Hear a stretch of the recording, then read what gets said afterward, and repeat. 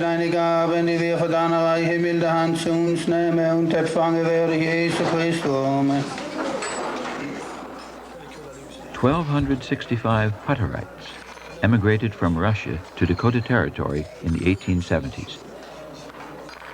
Their 3.5 centuries old society had always forbidden holding private property on the basis of Christian teaching. A century after this migration, this group had grown to some 30,000 souls, farming well over 1 million acres of land, and with colonies in a dozen states or Canadian provinces. Scattered from South Dakota to British Columbia, the Hutterites prefer sparsely settled countryside, where it's too far for the children to walk to town. We're in the world, but not of the world. We're isolated from all worldly pleasures and lusts and so forth on. Community life is a hard life if you don't do it for Christ's sake. The name arrives from Hutter. Jacob Hutter, he was a hat maker.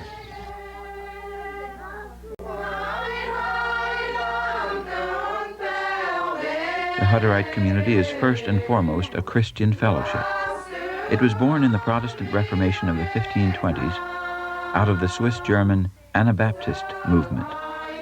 Spiritual cousins of the more numerous Mennonites and Amish, the Hutterites came to America with thousands of Mennonites when the Russian Tsar withdrew a promise by Catherine the Great that Mennonites could be exempted for reasons of conscience from military service. The handwritten Hutterite Chronicle begins with a bloody saga of persecution by Catholic authorities in Europe.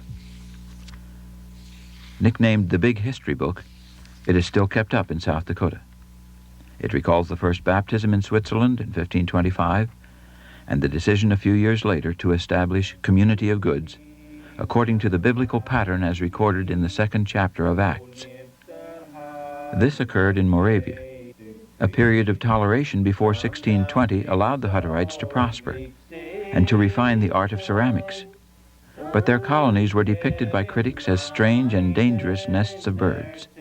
When Jesuits confiscated their property and children, they fled to what are today Hungary and Romania. Like the Hofers, the Waldners, the Glanzers, the Wurtz family, that's from Dunsmith. Gary Waldner, a Mennonite native of South Dakota, is of Hutterite ancestry. Well, in Kleinsasse, these are families that we know the exact farms where they came from in Austria, because that's all on record. They were Lutherans, and they came as Lutherans to Transylvania, where they came up to with the Hutterites there, became convinced that the Hutterites had the right teaching, and joined them eventually too.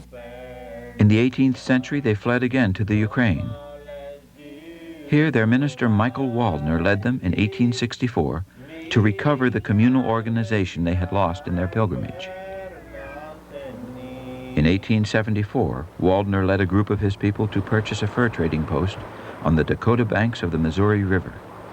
Only about a third of his 1,265 immigrants chose to keep the communal life. But from those 400 have come today's 30,000 souls in 300 colonies. About a third live south of the Canadian border. 2 graves in South Dakota record the death of a pair of Hutterite conscientious objectors in World War I after abuse by soldiers at Fort Leavenworth.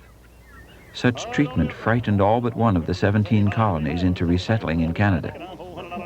But during the 1930s, South Dakota invited them back to the farming land depopulated by the Great Depression. The Schmiedleit, or the Schmiedgemeinden as we also call them, come from Michael Waldner, who was a blacksmith, a Schmied. And then, of course, the other ones are called Darius-Leut. The Darius-Leut were organized in Russia already and came over as a group and settled in Wolf Creek. And then, of course, Lehrer-Leut comes from the teacher, Lehrer, Wipf, who had studied among the Mennonites in Russia. The conservatives are the Lehrer-Leut.